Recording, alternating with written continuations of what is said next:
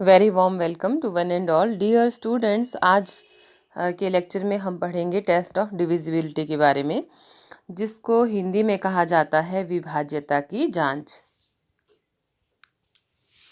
विभाज्यता की जांच के नियमों की बात करें, कुछ इसके क्या होते हैं, रूल्स होते हैं। तो विभाज्यता की जांच जब बच्चों को सिखाया जाता है तो एलसीएम और एचसीएफ से रिलेटेड जब उनको क्वेश्चन करवाए जाते हैं तो उस केस में एक बड़े डिजिट को देख के ही बच्चा अनुमान लगा सकता है कि हम इसको किससे भाग करें। तो विभाज्यता की जांच के नियमों को सीखना क्या है, बहुत ज़्यादा ज़रूरी है, एक टीचर के लिए भी और एक स्टूडेंट के लिए भी। दूसरा, ये हेल्प करता है टीचर्स और स्टूडेंट्स को बहुत इजी वे में और बहुत आसानी से किसी भी बड़ी संख्या को डिवाइड करने में।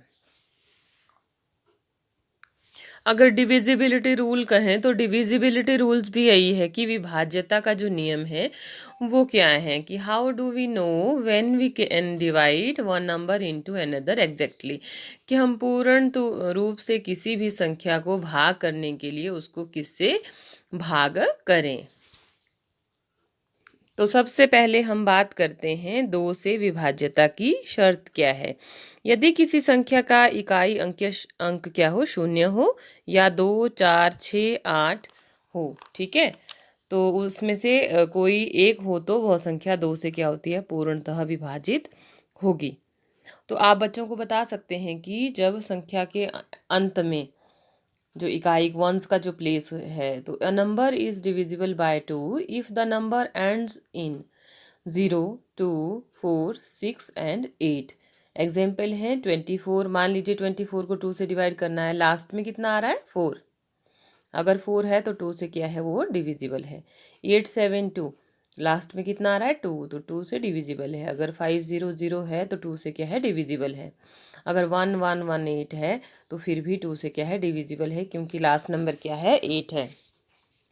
तो ये रूल जितना इजी आपको लग रहा है उतना छोटे बच्चों के लिए क्या है, ये बहुत ज़्यादा डिफ़िकल्ट है। जब वो एलसीएम के क्वेश्चन करता है तो वो समझ नहीं पाता है कि ये 2 से डिविजिबल है या नहीं है। तो उस केस में सबसे पहले आपको बच्चों को विभाज्यता के नियम सिखाने चाहिए, जिसकी सहायता से बच्चे जान पाएँ कि एक बड़ी संख्या को हम पहले 2 से भाग करें या 3 से भाग करें या मतलब 5 से भाग करें, 7 से भाग करें, तो उस केस में एक बच्चा वहाँ से जान लेता है। तो फर्स्ट बात की हमने 2 से। तो अब बात करते हैं 3 से विभाज्यता की शर्त। तो 3 से विभाज्यता की जो शर्त है वो कहती है कि यदि किसी संख्या में प्रयुक्त सभी अंकों का योग 3 का गुणज अर्थात 3 से पूर्णतः विभाजित हो तो वह संख्या 0 से पूर्णतः विभाजित होगी। जैसे 0 से तो नहीं, मतलब वो किससे विभाजित होगी, 3 से पूरे पूरे रूप से क्या होगी, आपकी विभाजित होगी, जिसमें जो रिमाइंडर है वो क्या आएगा, 0 आएगा। तो आप अपनी बुक में थोड़ी सी करेक्शन कर लें, क्योंकि इसमें दिया है पूर्णतः विभाजित हो तो वह संख्या 0 से पूर्णतः विभाजित होगी। तो 0 नहीं बल्कि किससे विभाजित होगी, 3 से वो क्या होगी, विभाजित होगी। तो अब देखते हैं कि मान लीजिए कि आपके पास क्या है, हमने कहा संख्या का sum, a number is divisible by 3 if the sum of digits is divisible by 3। अब संख्या है 15। 15 को अगर हम ऐड करें दोनों नंबर को तो 1 + 5 कितना आ रहा है, तो 1 + 5 कितना आ रहा है हमारे पास, 6। और 6 क्या है, 3 से डिविजिबल है। अगर 3 से डिविजिबल है तो ये पूरी संख्या भी क्या होगी, 3 से डिविजिबल होगी। जैसे 1035 को देखें कि 1 है, फिर प्लस है 0, +3 है, +5 है, तो इसको ऐड करके कितना आ जाएगा, 5 + 3 8, 8 + 1 कितना आ गया, 9। तो 9 क्या है, 3 से डिविजिबल है, अर्थात ये संख्या भी क्या होगी, 3 से डिविजिबल होगी। 4 से विभाज्यता की शर्त की बात करते हैं अब। A number is divisible by 4 if the last 2 digits are divisible by 4। तो अब हम कौन से डिजिट देखेंगे, लास्ट के 2 डिजिट। तो एग्जाम्पल में संख्या दी है 312, तो लास्ट के 2 डिजिट कौन से हो गए, 12। अगर 12 4 से डिविजिबल है तो ये संख्या 4 से क्या होगी, डिविजिबल होगी। अब ये एचसीएफ और एलसीएम के केस में तो बच्चों के काम नहीं आएगा, बट जब छोटा बच्चा 4 का टेबल उसको सिखाया जाता है, फिर उसके बाद उसको डिवाइड करना सिखाया जाता है, तो उस केस में अगर 4 से किसी संख्या को भाग दिया जा रहा है तो बच्चे को विभाज्यता का नियम आप सिखा सकते हैं कि अगर संख्या 300 मान लीजिए कोई भी संख्या है और लास्ट के 2 डिजिट अगर उसमें 4 से डिविजिबल हैं तो संख्या क्या होगी, 4 से डिविजिबल वो होगी अथवा नहीं। तो इसी तरह से 504 है, लास्ट के 2 डिजिट हैं आपके 04 और 4 से डिविजिबल हैं, तो ये संख्या क्या होगी आपकी 4 से डिविजिबल होगी। इसी तरह से अगर हम 948 को देखें, ठीक है, तो 48 4 से क्या है डिविजिबल है। फिर उसके बाद नेक्स्ट संख्या है 2032, तो बड़ी संख्या है, लेकिन हम किसकी बात करेंगे, सिर्फ लास्ट के 2 डिजिट्स की। अगर वो 4 से डिविजिबल है तो संख्या भी क्या है 4 से डिविजिबल है, अर्थात पूर्णतः वो क्या होगी, विभाज्य होगी। अब बात करते हैं 5 से विभाज्यता की शर्त। तो 5 से विभाज्यता की शर्त बहुत इजी है और बच्चों को भी 5 और 10 से डिवाइड करना बहुत अच्छा लगता है। तो 5 से डिविजिबल की बात करें तो जब संख्या के एंड में 0 आए या 5 आए तो संख्या क्या होगी, 5 से डिविजिबल होगी, अन्यथा नहीं। तो संख्या देखिए 25 है, लास्ट डिजिट 5 है तो 5 से डिविजिबल है, 0 है तो 5 से डिविजिबल है, 5 है तो 5 से डिविजिबल है और 0 है तो 5 से डिविजिबल वो संख्या क्या है आपकी होगी। अब बात करते हैं विभाज्यता की शर्त 6 के लिए क्या है, 6 के लिए क्या है। Number is divisible bye 6 if the number is divisible bye 2 and 3। तो हम जानते हैं कि जो 6 के फैक्टर होते हैं वो 2 और 3 होते हैं। अगर ये संख्या कोई भी संख्या अगर 2 और 3 से डिविजिबल है तो वो 6 से भी क्या होगी, डिविजिबल होगी। अब 2 और 3 के जब विभाज्यता के नियम किए तो हमने क्या देखा कि लास्ट में अगर किसी डिजिट के 2 का नियम क्या कहता है कि अगर अंत में क्या आए, 0 आए, 2 आए, 4 आए, 6 आए, 8 आए, तो संख्या क्या होगी, 2 से डिविजिबल होगी। तो उसको हम चेक करेंगे। और 3 का जब हमने नियम किया तो हमने कहा कि अगर संख्याओं का जो योग, जो भी संख्या है अगर उसका योग 3 से डिविजिबल है तो वो संख्या क्या होगी, 3 से डिविजिबल होगी। तो हम चेक करेंगे किसी भी नंबर को, अगर वो 2 से डिविजिबल है या फिर 3 से है तो वो संख्या क्या होगी, 6 से डिविजिबल होगी। 7 से विभाज्यता की शर्त को थोड़ा सा आपको क्या है समझना पड़ेगा। Number is divisible bye 7 if the difference between twice the last digit, जो लास्ट के डिजिट होंगे उनका अगर 2 गुना लेंगे and the remaining digits is either 0 और इज डिविजिबल बाय 7। एग्जाम्पल है 343 2275 1617 6258। तो इसमें फर्स्ट कहते हैं कि जो लास्ट है आपका नंबर उसका क्या लेना है, 2 गुना आपने लेना है। तो इसको मैं डिटेल में थोड़ा सा समझाती हूँ आपको। पहले इसको एक्सप्लेन कर लेते हैं कि 7 से विभाज्यता का नियम क्या है। नियम कहता है कि यदि किसी संख्या के दहाई के अंक जो दहाई नहीं इकाई के अंक के दुगने को इकाई को छोड़कर शेष संख्या में से घटाएं। अब हमने क्या किया, अगर 343 संख्या है, 3 का 2 गुना ले लिया और कितना हो गया, वो 6 हो गया, और उसको कितने से घटाना है, जो बाकी संख्या बचती है, जैसे 34 से उसको क्या कर दिया, माइनस कर दिया। तो उस केस में तथा जो घटाफल जो घटाव करके आपके पास आया, पुनः इकाई के अंक का क्या करेंगे, दुगना उसमें से अंक में से अंक दुगना इकाई के अंक को छोड़कर शेष संख्या में से अगर उसको घटा दें तो जो दुगना था हमने लिया हुआ जो संख्या आई, जैसे यहाँ पे कितनी संख्या आ रही है, तो उसको अगर हम क्या करें, 2 गुना ले लें और उसको क्या है, वो जो शेष संख्या बचती है दोबारा से उससे माइनस कर दें, तो लास्ट हम देखेंगे कि वो कितने से हो रहा है, 7 से डिविजिबल है या नहीं है। तो या तो फिर उसके पास उस संख्या में क्या आना चाहिए, 7 या 7 से कम घटाफल ना आ जाए।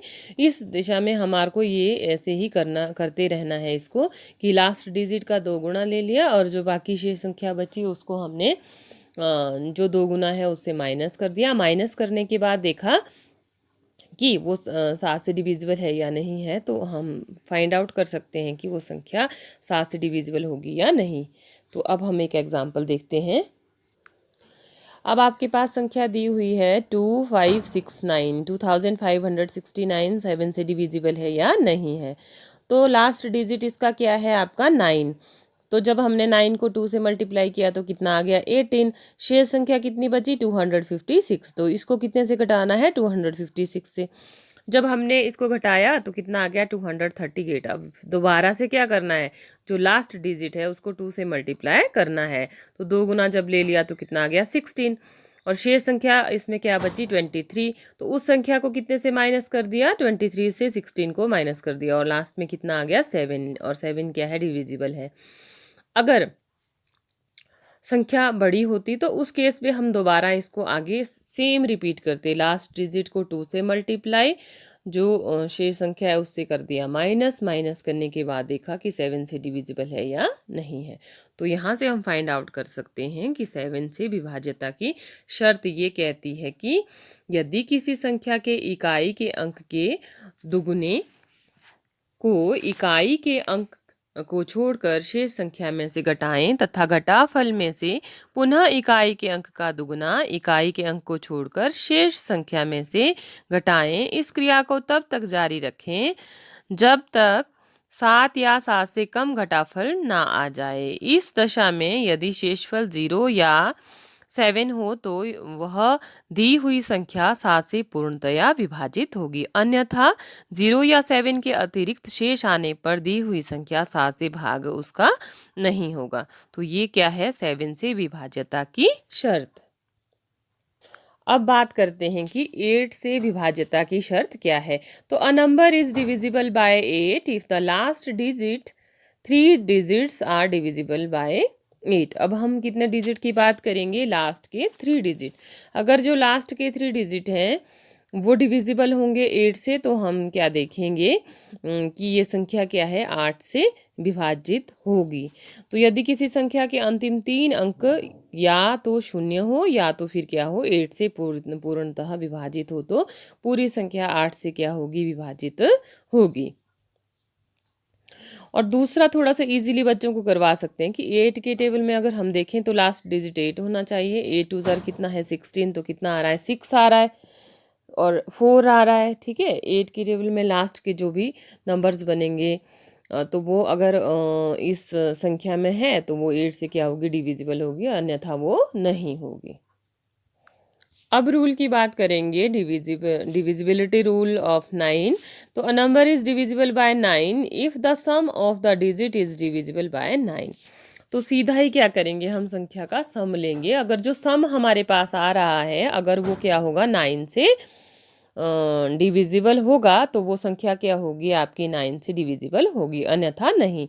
तो अगर देखते हैं कि 18 है और 18 में अगर संख्याओं का हम अगर 18 में देखें तो संख्या का सम कितना आ रहा है 1 + 8 तो 9 आ रहा है, तो 9 से डिविजिबल है। 4 + 5 की बात करें 45 में तो कितना आ रहा है 9, और 261 की बात करें तो 9 और तो वो 9 से डिविजिबल है तो पूरी संख्या भी क्या होगी 9 से आपकी डिविजिबल होगी, अन्यथा नहीं। अब बात करते हैं 10 से विभाज्यता की शर्त की। 10 से विभाज्यता तो ये भी 5 की तरह बहुत इजी है कि अगर संख्या के एंड में क्या आ रहा है 0 आ रहा है तो वो डेफिनेटली आपका 10 से क्या होगी संख्या पूरी डिविजिबल होगी। तो जैसे कोई भी संख्या है कि लास्ट डिजिट अगर 0 है तो वो 10 से क्या होगी डिविजिबल आपकी होगी। अब बात आती है डिविजिबिलिटी जो रूल है by 11। A number is divisible by 11 if the difference between the sum of the odd placed digits and the sum of the even placed digit is 0 और डिविजिबल बाय 11। अब इसमें दो तरह की बात की कि इवन प्लेसेस पे ये और ऑड प्लेसेस पे। मतलब यदि किसी संख्या के जो आपके विषम और सम स्थानों पर के अंकों के जो योग हैं उनका अगर अंतर लें तो वो 0 आना चाहिए या 11 क्या होना चाहिए वो गुणज होना चाहिए, तो वो संख्या क्या होगी 11 से पूर्णतः विभाजित होगी। तो अब हम इसका एक एग्जाम्पल करते हैं। यह आपकी बुक में ही एक एग्जाम्पल दिया हुआ है। तो आपकी बुक में दिया है यदि किसी संख्या के विषय नहीं है ये विषम है, आपने इसको क्या कर लेना है यहाँ पे करेक्शन कर लेनी है। ठीक है, तो संख्या है 108592। तो अगर हम इसमें विषम स्थान की बात करें तो विषम स्थान क्या होते हैं, जो आपके किस किस प्लेसेस पे हों, आपके 1 पे, 3 पे, ठीक है, 5 पे, 7 पे, तो वो क्या हो गए आपके विषम प्लेसेस। और सम क्या हो गए आपका सेकेंड प्लेस पे, ठीक है, और उसके बाद फोर्थ प्लेस पे, फिर आपका सिक्स्थ प्लेस पे, अप टू सो ऑन। तो अब देखिए ज़ीरो किस प्लेस पे आ रहा है आपका, इवन प्लेस पे।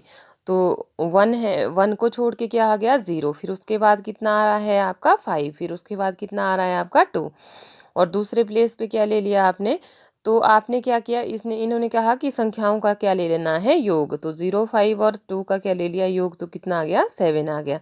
और उसके बाद किसका ले लिया योग, 1 का, 8 का और 9 का, तो उनका योग कितना आ गया 18। अगर हम क्या करेंगे उनको डिफरेंस कर लेंगे, अगर वो 11 से डिविजिबल है तो 18 और माइनस किया 7 तो कितना आया 11।